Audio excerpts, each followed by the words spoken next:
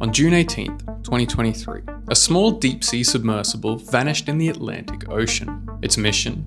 To dive nearly 4 kilometers beneath the surface and reach the resting place of the RMS Titanic. 5 people were on board, and no one returned. 2 years later, we're still finding out new information and uncovering videos from the day of the disappearance. And with this new evidence comes a lot more questions. He definitely knew it was going to end like this.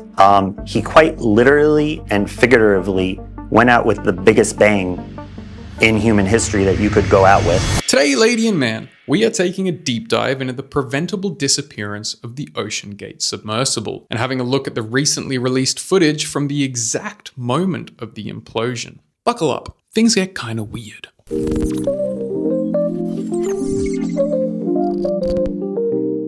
OceanGate Expeditions was founded in 2009 by Stockton Rush, an aerospace engineer with a passion for exploration. The goal was always a little over the top. He wanted to build a private submersible capable of accessing the most remote regions of the ocean. More specifically, like every billionaire, he wanted to be able to explore the Titanic. His main obsession of his vision was his 5-person submersible named the Titan. It was lightweight, highly experimental, and constructed from a combination of carbon fiber and titanium, which from the start should have been a red flag, because unlike normal submersibles, the safe ones, which rely on industry certified designs and materials, the Titan was unclassed. OceanGate made the decision to operate outside of the usual certification process, claiming that it would slow down his innovation.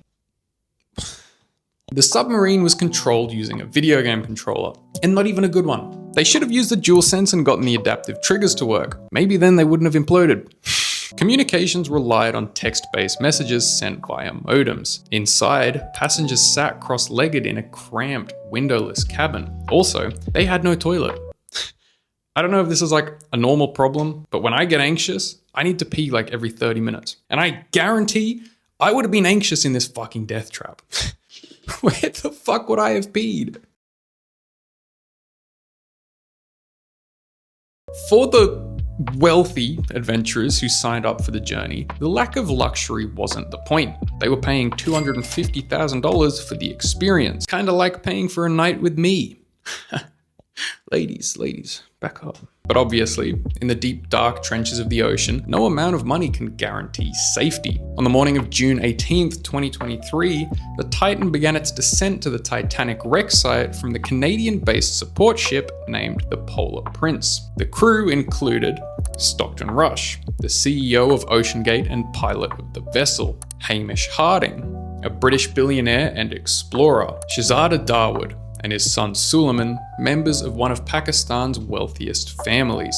Paul-Henri Nargeolet, a renowned Titanic expert and former French Navy commander. Roughly an hour and 45 minutes into the dive, communication with the submarine was lost. No distress signal, no error report, just complete and utter silence. The news obviously spread quickly. Search efforts were launched by Canadian and US Coast Guards, with help from private companies and the Navy. Planes, sonar buoys, remotely operated vehicles, and deep-sea robots were all deployed. All eyes were on the North Atlantic. And this is where things started to get real tense, and also the perfect opportunity for desperate news publications and journalists to milk the story every hour. According to OceanGate's specifications, the vessel had 96 hours of emergency oxygen. That gave search teams a rough deadline: Thursday morning. If the submarine was intact, the 5 men on board would be in a pitch black, freezing cabin with limited air, rising CO2 levels, and probably a lot of piss everywhere. They probably pissed in the cabin. Media outlets broadcasted hourly updates. TikTok spun into speculation. Memes were created. Oh, that's hot. That's hot. Hashtags trended. For a few days, it was all that anyone could talk about. But behind the scenes, the reality was sadly already known. Fucking. Dude, my nose ring just fell out. Ew, Marinus picking his nose. That's so gross. Even your favorite YouTubers have to do stuff like this sometimes. But behind the scenes, the reality was sadly already known. The US Navy had detected a loud underwater implosion-like sound after the Titan lost contact. The information wasn't made public immediately, but the sound was consistent with a catastrophic hull failure. And on June 22nd, a drone discovered a debris field about 500 meters from the bow of the Titanic. The tail cone, landing frame, and the pressure chamber fragments were found scattered across the sea floor. The Titan had imploded. So, what the fuck went wrong? Most deep-sea vessels are built with spherical pressure hulls made from steel or titanium, but the Titan was different.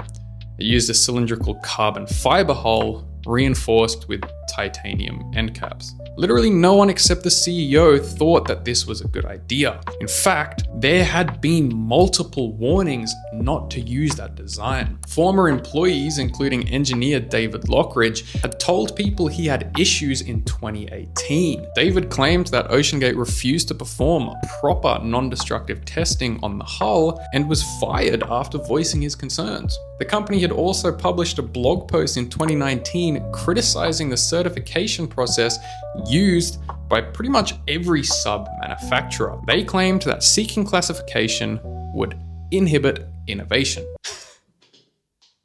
What? Several industry experts, including James Cameron, James Cameron, said they had refused to associate with OceanGate for that very reason. We always understood that this was the wrong material for submersible hulls because with each pressure cycle, you can have progressive damage. So it's quite insidious because you may have a number of successful dives, which is what happened here, and then have it fail later. In hindsight, many people saw the implosion as inevitable. Now, obviously, a heavily televised event is going to spark the usual conspiracy theories. Some people speculated that the submarine hadn't imploded, but had instead gotten trapped in the wreckage of the Titanic. Some people thought the whole event was a cover-up. Some donuts even thought it was all a hoax, like the moon landing or the Earth being round. Fake audio clips started circulating online, claiming to be banging sounds from the submarine, which caused people to think that it was aliens. Obviously, none of these claims were real. In the months following the implosion, the OceanGate website went offline. The company suspended all of its operations, and eventually the CEO, Stockton Rush's name, became a bit of a laughingstock. New evidence and footage is still being discovered to this day, with the most recent footage being the moment that the submarine imploded, captured through audio recordings live. And this actually came up a few weeks ago. Yeah, it should be about 500 meters, 30. What was that thing?